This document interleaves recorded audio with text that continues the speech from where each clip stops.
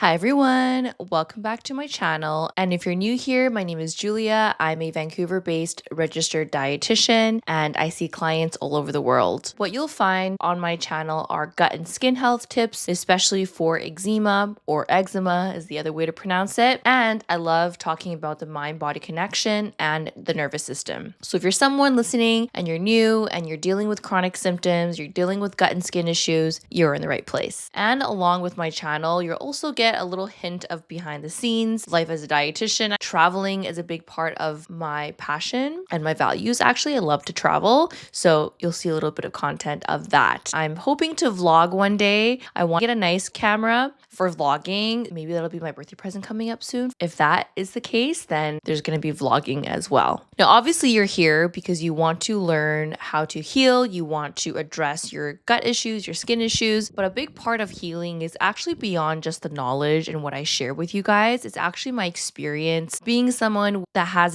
going through flares from time to time, experiencing other symptoms, and having that lived experience as a root cause dietitian is helpful for those of you listening. Because let's be honest, sometimes the tips that you look up on ChatGPT or even Google or wherever else you're looking for information, it's not always accurate and it doesn't apply to your specific case. I'm here to provide real life examples, client cases that we've seen, protocols that we've recommended, and everything in between, especially with the mindset piece as well. So thank you for being here. Now, this week has been a bit of a life update before we get into the episode. Some interesting things have been happening behind the scenes. So on Monday, I actually hosted a group community call. Some of my current clients and even my past clients wanted a community where they can share questions, ask questions, connect with other people who are also on their healing journey. And based on what my clients wanted, I decided to host a group community call, and it was so magical, you guys. There's something really special about being in a community with other people. It's so healing and refreshing and encouraging, especially if you're someone that feels really isolated and you feel that you're very alone in your journey. Being in a group, even if you don't participate in a way where you're engaging or you're asking questions, you're just sitting in the call. That's healing in itself, right? Because you're surrounded by other people who are supporting you. So we actually spent a full 2 hours just getting to know each other, sharing stories, sharing tips that have helped them in their healing journey. And it was such a nice time that people are wanting this continuous group community. So with that being said, right now I don't have anything for new clients, but if you're a current client of mine and you're listening to this video, or even a past client, and this sounds like something that you would benefit from and that you would really enjoy, and I'm sure you would because everyone loved it, then reach out to me and let me know. We can get you inside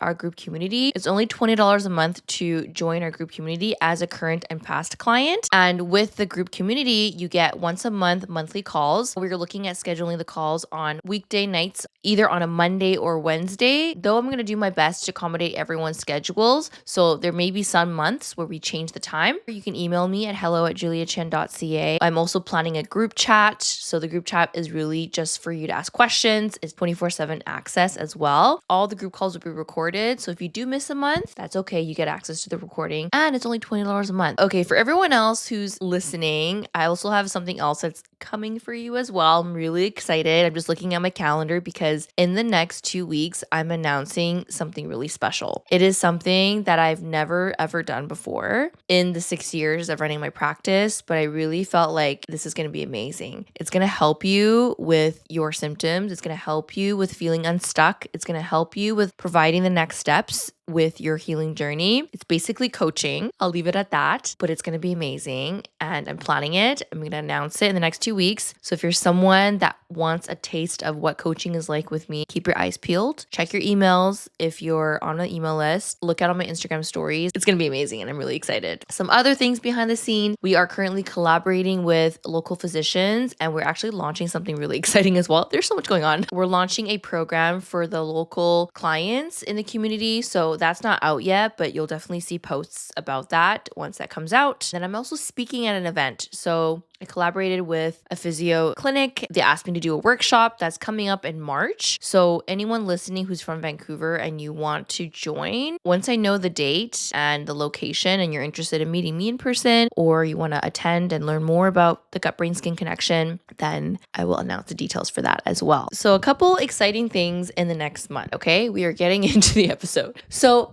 This episode is about medications. And I just want to preface in saying I am not a physician, obviously. I'm not giving medical advice to tell you whether or not you should stop your medication or start a medication. Please consult with your family physician, your GP, if you're considering starting or stopping any of the medications that I'm talking about today. All I'm doing today is talking about how medications for your eczema specifically may or may not impact the gut microbiome. And we're also going to talk about a little bit of the research as well, because there's some interesting things that I've learned about what these medications can actually do for your body. Good and bad. Today's episode, we're going to cover the 4 different drug classes: steroids, topical and oral, immunosuppressants, biologics, and JAK inhibitors. These are the 4 drugs that are commonly prescribed to treat eczema, also asthma, and other allergic conditions. For the purpose of this episode, and those of you listening, you probably have eczema and you want to learn about how these drugs may be impacting your body. So steroids, oral and topical.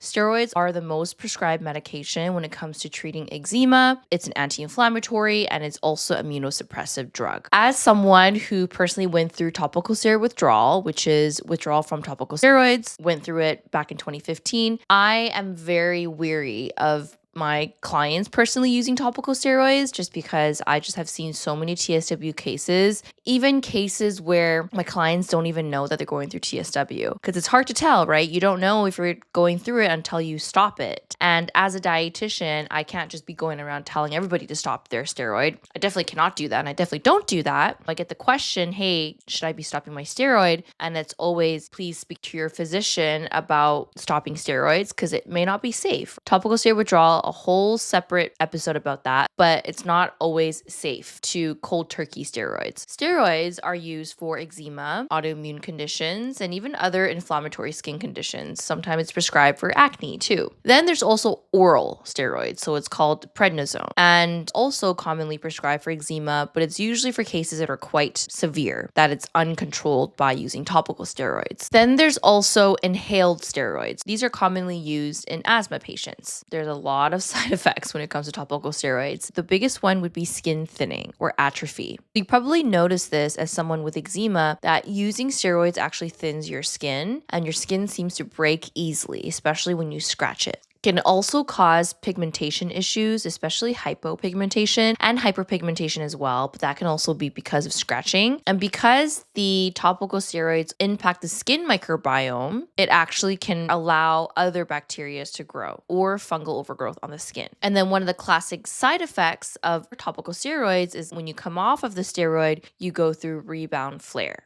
And that's basically TSW if it continues over a period of time. Oral steroids have more of a systemic effect because you're swallowing the pill, it's affecting your system. I've seen rebound symptoms in people's eczema after stopping oral prednisone. If you're on prednisone for a longer period of time, there's also side effects like weight gain, blood sugar changes, even increased infection risk, because oral steroids suppress your immune system as well. When it comes to any sort of medication, there's always going to be some sort of side effects, right? Sometimes even supplements have side effects too. So it's not surprising that these powerful drugs will cause side effects at some point, especially if you're on them for a long period of time. When you use topical steroids on the skin, its purpose is to reduce inflammation, reduce swelling, stop the itching. It actually helps to reduce Staph aureus, which is a type of bacteria that people with eczema have on the skin. We're going to take a quick break. I wanted to take a moment to talk about something I see all the time as a root cause dietitian. So many people are struggling with gut issues, eczema, inflammation, fatigue, blood sugar imbalance, you name it. And they've tried everything under the sun, but nothing is really sticking. They go to the doctor's office and the first thing they're given is a medication or a steroid to help their skin. And there's not a lot of conversation about addressing symptoms from a root cause perspective. And this is where I come in. I help people as a dietitian to get to the root cause of exactly what's going on and create a practical, personalized nutrition plan that actually actually makes a difference. No strict protocols, no restrictive dieting, and no detoxes. Just a clear plan that you can actually follow that is sustainable. And this is exactly what we do inside our group and one-on-one coaching services. We help our clients feel better in their bodies and actually become symptom-free. If this is something that you've been looking for, I would love to work with you. You can simply book a free consultation in the show notes below. The consultation is for me to understand your health goals, where you're feeling stuck, and how we might be able to support you. I would love to help you feel better, confident in your body, confident in your skin, and confident in yourself by healing from the inside out. Now, this is not a program that will just tell you what to do. This is a program where we work with you. We are by your side the entire time. We help you understand your symptoms and your body, and we combine nutrition with mind-body medicine. I'll leave the link in the show notes below for you to book a free call. Now, back to the episode. But the problem with using topical steroid for a long period of time is even though we're getting rid of the staph infection, using the topical steroids doesn't restore the microbiome that we have on our skin. But it's almost like taking an antibiotic, killing off the bad bacteria, but also the good bacteria, but not replenishing the microbiome with probiotics. When you use topical steroids, you're reducing the levels of Staph aureus, but using topical steroids impacts the microbiome and it doesn't allow it to normalize back to a healthy microbiome, which we need in order to have proper skin barrier function. And of course, when topical steroids thin your skin, causing atrophy, that's going to increase the risk of infection. It changes the microbiome. The skin is more compromised, so it's allowing more bacteria, it's allowing more fungal, it's allowing more things in the environment to leak into the skin, which then can cause further inflammation. So that's what topical steroids do on the skin. When you take oral prednisone, there's actually some interesting human studies that looked at what happens when someone takes oral corticosteroids. What they found was that the mucin production, so your gut lining in the gut has a layer, the mucosal layer, where there's should be an abundant amount of mucin to have a healthy gut lining. In this study, they found that when people took the oral steroids, they actually had reduced mucin production. Also found that their gut microbiota, the composition, was altered by the oral prednisone. And this is really interesting because what we know about the gut and skin connection is that if you don't have a robust, healthy gut lining and you don't have that healthy mucosal layer and it's getting impacted by the oral prednisone, that's going to lead to leaky gut and allow more of that pathogenic bacteria to overgrow. Although oral steroids, they're not like antibiotics. They don't kill off good and bad bacteria. They don't kill the microbes, but it changes the environment in the gut. And it does that by lowering the mucosal defense, the healthy mucosal layer, and it alters diversity. So with that being said, this is really important that when you're taking oral steroids, because sometimes you have to manage your eczema, you're also working on healing the gut at the same time. So that's what the research is showing when it comes to oral steroids. Now, immunosuppressants. So immunosuppressants are medications that suppress autoimmune conditions like eczema. And some of the most common drugs used for eczema are cyclosporine and methotrexate. Those are the two most common medications that I have seen prescribed for a lot of my clients. To be honest, I am not a big fan of immunosuppressants. They have the highest risk, I would say, when it comes to side effects. You have to get regular blood work to check your liver. It's also a medication used to treat cancer patients. So it's intense for the body. Some of the side effects that we see with immunosuppressants include increased risk of infections. We see a lot of herpes breakouts, so like cold sores in our clients where they have to be put on medications long term to prevent the breakouts from happening. And then sometimes there's also GI symptoms as well. So some people experience nausea, just generally not feeling well in the gut. Immunosuppressants suppress the immune system. That's going to reduce the immune activity in the body. And that's what it shows in research as well, that it actually reduces immunity. The immunosuppressants, what they do is suppress the immune system. And eczema is usually driven by an overactive immune response, especially Th2 dominance. And so yes, the immunosuppressants help with suppressing the immune system, but it lowers the defense in your entire body, the gut and the skin. Even though it's suppressing the immune system from flaring up, it's also suppressing your immune system in the gut, which then increases those opportunistic microbes to overgrow. Similarly to the oral prednisone study, there's actually studies that looked at alterations in the gut microbiota from taking immunosuppressants. Again, with immunosuppressants, yes, sometimes we need to go on them because if your eczema is so bad to the point you need some sort of relief, I'm not saying medications are bad, I'm just saying be mindful of of what the side effects are and how it can impact your gut microbiome. And this goes back to, what I was saying earlier is even though you're on medications, it's really important to still support your body inside out. It's not like an all or nothing mindset. I think some people think, oh, if I go on medications, that means that's the route I have to take. You can do both, right?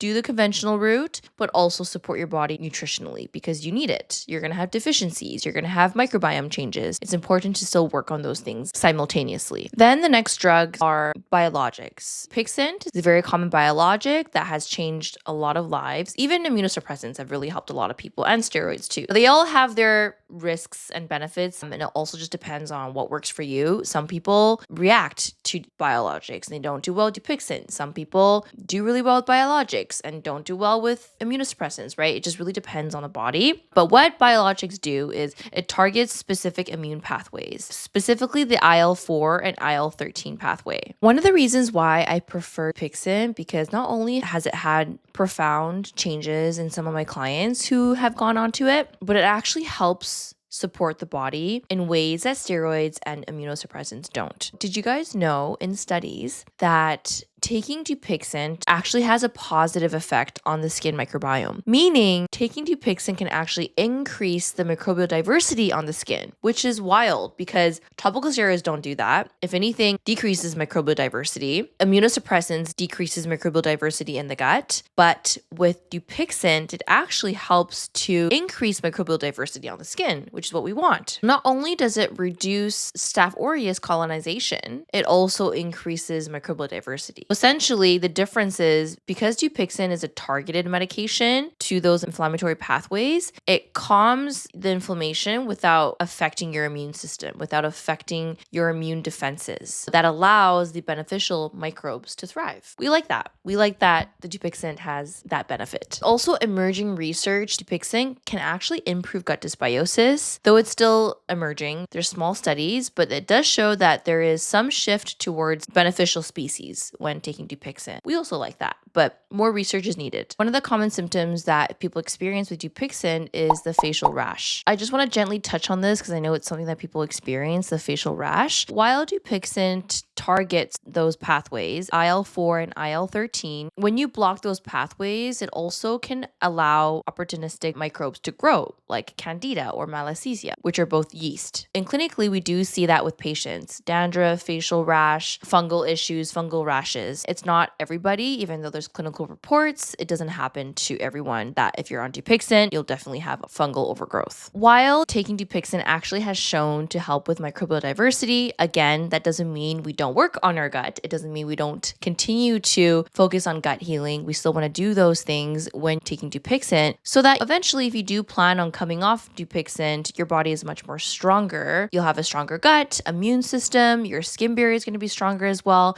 And so healing becomes much more easier, and coming off the medication also becomes easier as well. Lastly, JAK inhibitors are a newer drug that has been in the eczema market for the last few years. And similar to biologics, they tackle certain pathways: IL-4, IL-13, IL-31. Those are the main ones. And it helps to reduce inflammation, especially with eczema that's moderate to severe. There's oral JAK inhibitors and also topical ones. With JAK inhibitors, there are pretty common side effects, mostly respiratory, colds, sinus infections. Sometimes we see GI symptoms like nausea. Also with the JAK inhibitors, like Ringvoq, for example, they have a box warning where there could be a risk of serious infections. So there are side effects when it comes to JAK inhibitors, which is why it's important to monitor with your doctor if you plan on starting it and if you plan on stopping your JAK inhibitor. Now, when it comes to research on how JAK inhibitors may impact the skin microbiome and gut microbiome, because it's a relatively new drug, the data is limited. There's not a lot of evidence showing what it does to the gut and the skin. But what I'm thinking is similar to biologics, where it's targeting those inflammatory pathways, it may increase the risk of opportunistic microbes from overgrowing on the skin, like fungal overgrowth. Theoretically, as a medication that suppresses your immune system would typically allow more of these sort of microbes to overgrow in the gut and also on the skin. The takeaway for this episode feels like a long one because there's just so much when it comes to the medications, is that each and every medication has their own side effects, has their own risks. None of them is going to be good or bad. It just really depends on your case, what you need, your medical history, and everything that your doctor should assess before putting you on a medication. Regardless regardless of what you end up being on, it's really important to support your body when you're on any of those drugs. Prioritizing dietary fiber, focusing on balanced meals, protein, fats, and fiber at every single meal. Consider probiotics and prebiotics to help with the microbial diversity. Obviously, skin microbiome is really important. Your skincare routine, barrier repair, all of those things are going to be part of your treatment plan as well. If you're currently working with a physician and you're wanting more of that approach when it comes to supporting the microbiome, this is what I do. I have tons of clients that are on all kinds of medications. We help them with supporting their bodies nutritionally with food, with supplements,